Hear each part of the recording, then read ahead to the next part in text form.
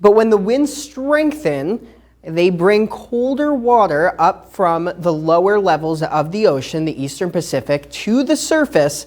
And when that cold water reaches the surface of the Eastern Pacific Ocean, it can have impacts in the atmosphere across the entire globe. And you know, sleet and freezing rain can really cause more hazards than snow and rain themselves. We know that it can get icy on those roads, so some tips that you want to remember: keep the steering wheel straight, keep both hands on the wheel.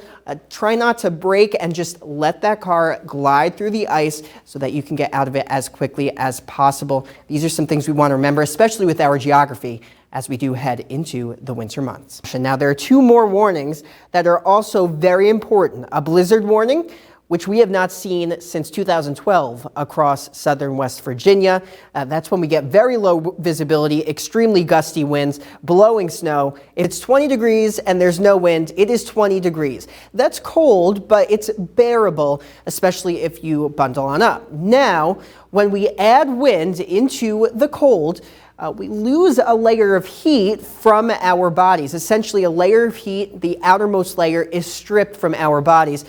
So since we did fall back recently, if you haven't checked your smoke alarms, check on those. Make sure they are working, and make sure that your furnace, if you do have one, is inspected and cleaned annually. That is a very important one, especially where we live in the mountains.